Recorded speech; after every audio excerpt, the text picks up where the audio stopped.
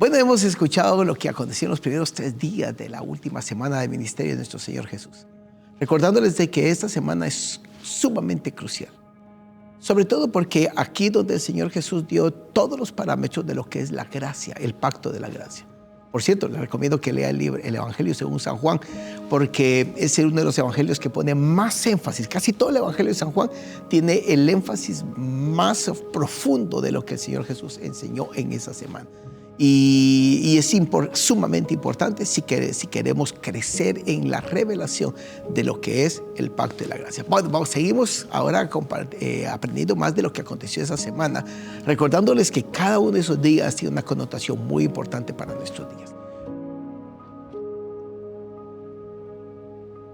Bueno, a mí es muy interesante saber o entender toda esta semana, porque realmente el Señor vio en sus últimos, sabiendo que eran sus últimas horas, sus últimos días, entendió que tenía que como hacerles en inglés dicen crash course, un curso reducido, intenso, de una semana donde tenían que aprender o entender bien las bases de lo que les estuvo enseñando por 3 años.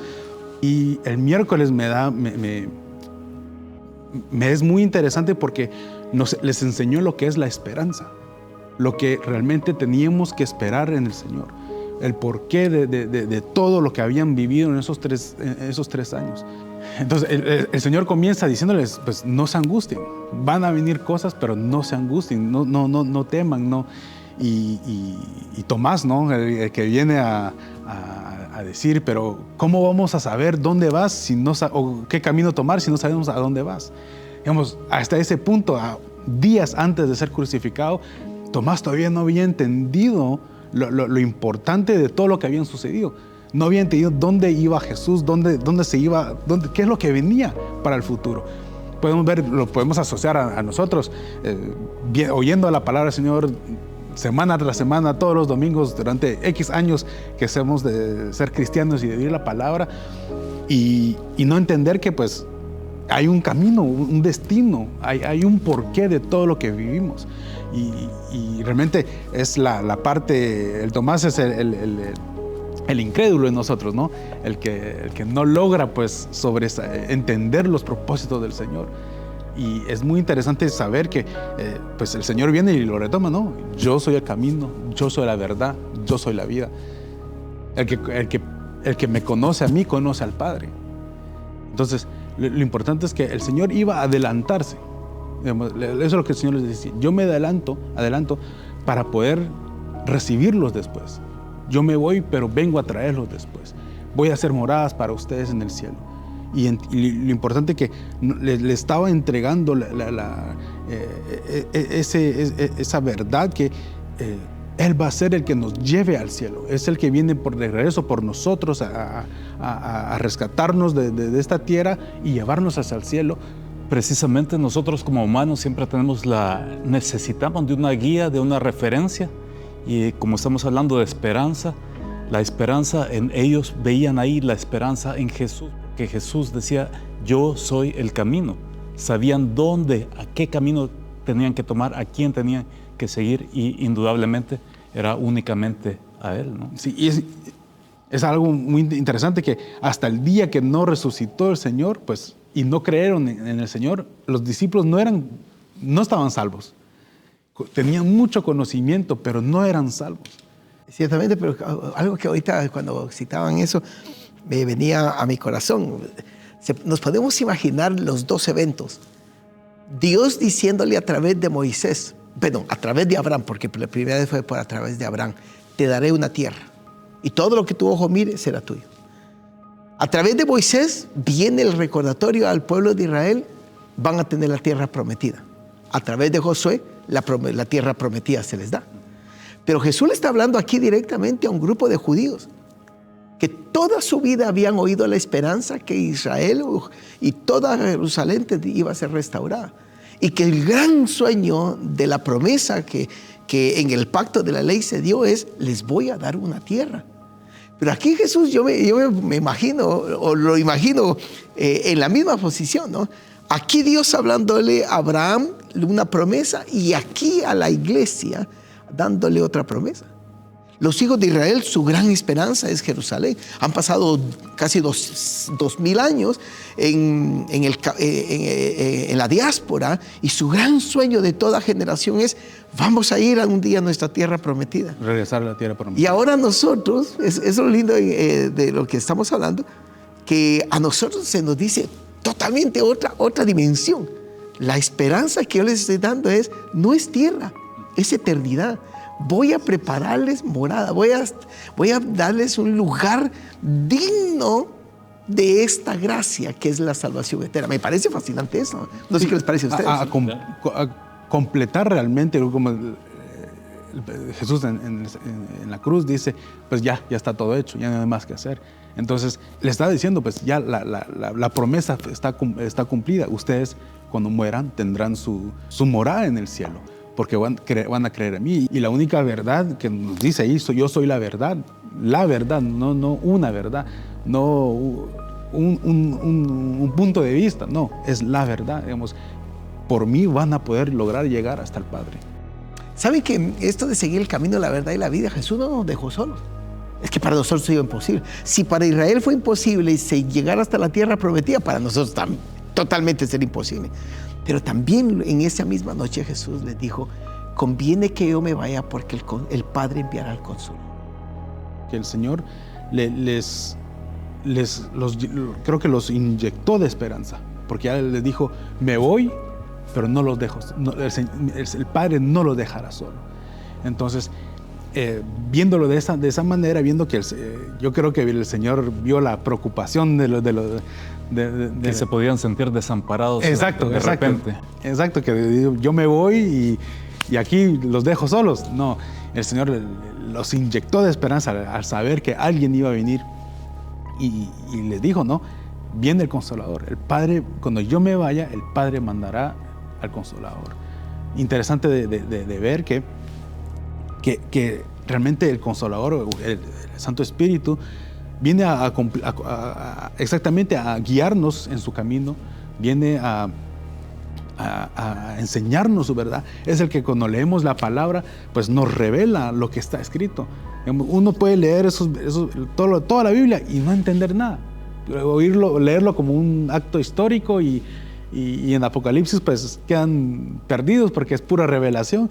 Pero el Espíritu Santo viene a hacernos entender, a darnos esa explicación de lo que se está escribiendo en la palabra. El entender qué es la vida y qué es la vida eterna, a llevarnos en ese camino que el Señor dice que es angosto, y es muy fácil desviarse de un camino angosto. Yo me acuerdo de un ejemplo que dijiste, que estabas en Roma y te vendaron los ojos y dijo: camina aquí recto, y inténtalo, pero por el nivel del piso, de las piedras como están puestas, uno se desvía. Entonces, de la misma manera, si uno avanza sin la guianza del Espíritu Santo, pues no tendremos la guianza, pues obvio, ¿no? A dónde llegar, a cómo llegar a vivir esa vida plena en el Señor, vivir la vida eterna ya aquí en la tierra, pues, porque ya tenemos acceso a todas las promesas que están en la palabra, a toda la verdad que es la palabra del Señor en nosotros. Y creo que es algo muy interesante. La inyección de esperanza, creo que sentían ya los discípulos ya ahogándose. ¿Cómo lo vamos a hacer sin el Señor, sin el Maestro? Pero no, Dios le tenía una esperanza y les iba a dejar al Espíritu Santo a que los guiara y los consolara hacia adelante, ¿no? Para lo que había que tener que venir. Y gracias a Dios que lo hizo así, ¿eh? Porque si no, definitivamente estaríamos extraviados, pero increíblemente. Pues el día jueves es un día crucial también, no diríamos un día festivo como nos decía Joaquín hace un momento, sino que es un día crucial en el cual se dieron bases sólidas que el Señor dejaba para que nosotros actuáramos, en las cuales nosotros debíamos caminar, fundamentos. Y el Señor había preparado ese momento, ya les dijo dónde había que ir para celebrar la Pascua. Y en ese momento que de la celebración de la Pascua, pues aprovechó ese momento para darles esos fundamentos. Y uno de ellos era permanecer en Él. Lo repitió tantas veces en el capítulo 15 de Juan: permaneced en mí, porque yo soy uno con el Padre. Al permanecer en Jesús estamos juntos también con el Padre, porque Él es uno, el Padre y Él son uno. Y lo repitió tantas veces y dijo los beneficios también de permanecer en Él. En ese momento nos dice, por ejemplo, porque separados de mí nada podéis hacer.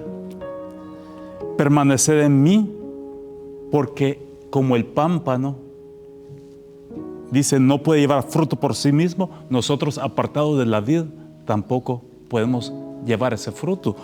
También dijo, si permanecéis en mí, mis palabras permanecen en vosotros, todo lo que pidierais en mi nombre lo recibiréis. Pero tenemos que permanecer en Él, estar tomados de Él, estar siempre agarrados. Y muchas veces no es fácil. Nos podemos soltar, nos podemos desviar, así como tú decías hace un momento, en el camino estrecho nos podemos bifurcar completamente hacia otro lugar. Y es algo que tenemos que tener siempre presente en nuestras mentes, de estar siempre caminando en la senda que Él ha trazado para nosotros. ¿Qué entienden ustedes por eso de permanecer? Permanecer en Cristo, porque hay muchos conceptos, que de esas palabras se pueden sacar muchos conceptos, pero hay una verdad. ¿Qué será permanecer en Jesús? Seguir sus mandamientos, seguir sus preceptos, seguir todo lo que Él ha trazado para nosotros, ¿será? Yo creo que sí, sobre todo en tiempos como los que hemos llegado, donde hay tanto sincretismo con el Evangelio. Lamentablemente, con tanta enseñanza que hay, con tanto pensamiento que hay, mucho de esto se ha unido al Evangelio, ¿no? Como cree en tú mismo, ¿no? Tú puedes hacerlo. Algo muy popular hoy día, ¿no? Que es un sincretismo, una enseñanza que se quiere agregar al Evangelio, pero no tiene nada que ver con el Evangelio. Y que parece muy positivo. Muy bonito. Muy bonito. Sí, muy bonito, muy positivo. Pero yo no encuentro en la Biblia un lugar donde la Biblia dice cree en ti mismo. No existe, no existe.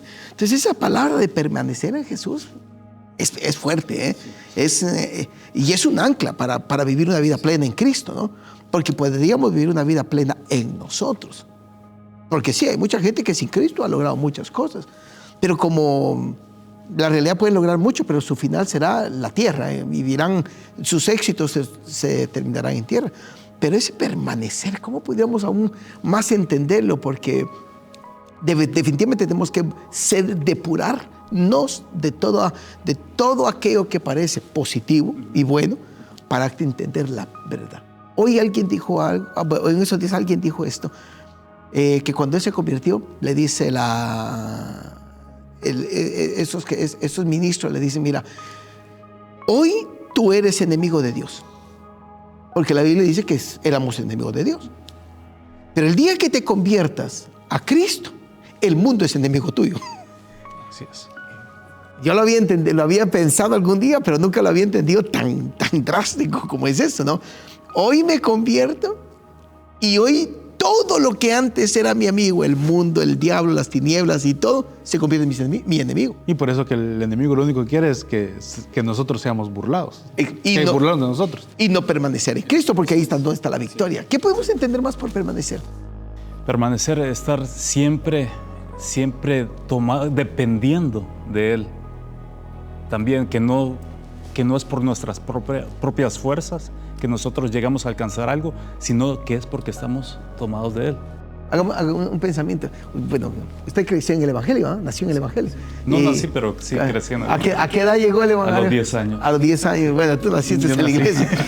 ¿Cuál ha sido su experiencia de permanecer en Cristo? Desde que uno es niño y acepta al Señor en su corazón y Él lo transforma y Él lo toma para sí, es permanecer, es estar ahí sin cambiar durante todo ese tiempo hasta ser adulto, crecer en Él.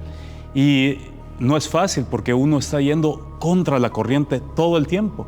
¿Pero cómo lo logró? Cuéntame. ¿Qué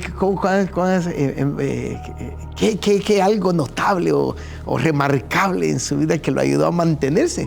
Porque pues viene de su país, desarrolla una parte de su juventud allá, llega acá. Pero ¿cómo es eso? Porque es hermoso saber qué cosas remarcables han pasado en nuestra vida para uno haber permanecido sin cambiar de la...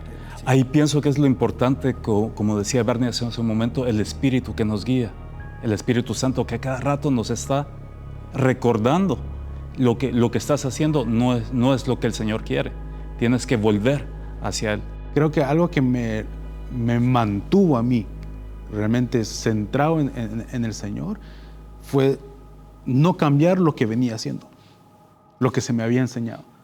Y remarco cuando jóvenes comienzan a salirse, a hacer cosas que no deberían hacer y se dan permisos sin realmente analizar o sin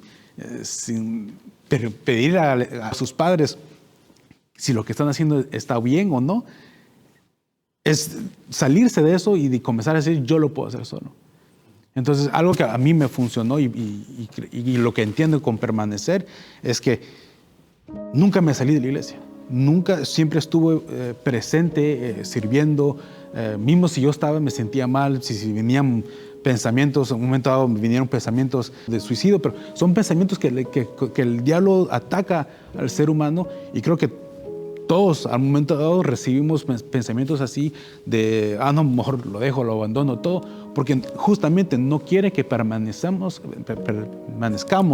en el Señor de manera porque sabe que si permanecemos y siempre vamos a la fuente, el Señor dice que es la fuente de agua viva, entonces si vamos siempre hacia agua no tendremos sed. Y eso es lo que yo entiendo con permanecer, en mantenerse haciendo lo que hemos sido enseñados. Y eso es algo muy importante que decís, porque no cambiaste lo que se te había sido enseñado y permaneciste en la casa del Señor también. Porque muchos dicen, pues Dios está en todo lugar, así que me quedo en mi casa o con mis amigos, pero yo siempre tengo esa relación con Dios. No, el Señor nos manda a congregarnos. Ustedes que tocaron la escuela superior aquí en Canadá, ¿cómo lo hicieron? Porque nótese que cuando aquí se entra a la escuela superior, ya se lleva college para arriba, ya el atentado del infierno es increíble a tratar de erradicar todo atrás, a toda semilla de la verdad de Dios o de quién es el Señor, están dedicados a eso. ¿Cómo permanecieron? Porque realmente ya ahí estamos en un nivel ya no de tentaciones, de problemas de la naturaleza, sino ideológicas. Y recordemos que el gran problema de Adán y Eva fue no haber permanecido en la tentación ideológica, en la del pensamiento. Regresar a la palabra, realmente regresar a la palabra. Yo tengo un versículo bíblico que lo aprendí, creo que cuando tenía 6 años, esa profesora que teníamos en la escuela dominical nos hizo memorizar versículos bíblicos, y creo que ahora a los 36 años le agradezco, porque realmente fue, digamos, Mateo 4:4. No sobre el pan vivirá el hombre, sino de toda palabra de Dios. Entonces, y en esos momentos, y realmente en muchos momentos de mi vida, esa palabra regresaba. Como lo había memorizado a los 6, 7 años, esa palabra me siguió y fue realmente impresionante que ahora que lo analizo, que tengo el discernimiento de entender un poquito más la vida, fue realmente esos versículos bíblicos que están ya memorizados en mi mente y en mi corazón, que me han podido ayudar a permanecer en el Señor. Realmente tener la palabra, memorizar la palabra, yo lo sentía como tedioso, ¿por qué ya tengo la escuela que memorizar matemáticas? ¿Por qué tengo que memorizar esto? Pero no, es importante el mantenerse en la palabra. Y aparte del hecho de ese fundamento que el Señor dejó de permanecer en Él, también en ese mismo momento introdujo el mandato, dio el mandato de amarse los unos a los otros, que es algo también, una base importantísima y que tenemos que cumplir, porque no fue una opción. Si quieren, se aman los unos a los otros, es una orden. Ámense los unos a los otros. Para que Él pueda enviarnos todas las bendiciones que tiene preparadas para nosotros, tenemos que pasar por ese mandato. Y cuénteme cómo ha sido esa experiencia de amarnos los unos a los otros en su vida. Es difícil. Una ridícula. No es fácil. ¿Saben que cómo yo lo he logrado? Caminar en ese mandamiento. Es cada vez que recuerdo las palabras del apóstol Pablo allá en 1 Corintios, cuando dice, pues ved entre vosotros, hermanos, que no hay muchos sabios, muchos fuertes, muchos entendidos, muchos pudientes, sino que lo que ya se había perdido el Señor escogió. Cada vez que me recuerdo de ello, digo, no, definitivamente aquí estamos todos en un taller de recuperación, de restauración. Por lo tanto, cuando veo desde esa perspectiva a los demás, digo, tan defectuoso es mi hermano como lo soy yo. Sí, y estamos en ese proyecto. Somos todos diamantes en bruto, ¿no? Exactamente. Así es. A ser tallados. Y como otra de las situaciones que los acontecimientos de ese día jueves, a Pedro negar a Jesús, ahí es otro de esos momentos que no podemos tomarnos nosotros como mejores que los demás, porque nosotros podríamos decir, pero si Pedro conoció a Jesús, caminó con él, ¿y cómo en ese momento llegó a negarlo? Pues nosotros tampoco somos mejores, porque nosotros muchas veces con nuestras acciones, cada acto que cometemos en contra de lo que Dios dice, pues estamos negando, estamos incluso llegando a menospreciar su sacrificio. Así que sí, como decía usted, no podemos menospreciar a los demás, antes hay que amarles. Y hablando de eso de amarse unos a los otros, y me acuerdo una vez, ya están mis 20 años, te vine a hablar, te dije, este hermano, me cuesta amarlo, me cuesta entenderlo, me llega y me saca de onda. Y me dijiste algo muy interesante, siéntate con él, anda a tomar un café, pregúntale de dónde viene. Y vas a entender realmente quién es él, por qué actúa de la manera que actúa, por qué tiene esos momentos de que, te da ganas de... Y realmente y lo hice, me senté con él, hablé con él, le dije, contame, ¿de dónde vienes? ¿Dónde está tu familia? Era un joven que venía aquí a la iglesia, estaba solo, sin su familia, y realmente cuando me contó lo que había sucedido en su vida, dije, ok, tiene mucho en bruto que hay que tallar, y ya entendí por qué reaccionaba de esa manera, por qué. Y es muy interesante cuando uno se pone en el papel o en los zapatos de los demás, uno puede entender y poder amarlos. Ahora, ese mandamiento es tan hermoso, y pues obviamente hay que pasar todos estos procesos en uno, porque realmente no es el proceso en ellos, sino en uno. Exacto. Porque al final este mandamiento lo que hace es probar verdaderamente la actitud de nuestro corazón, pero los beneficios que se tienen.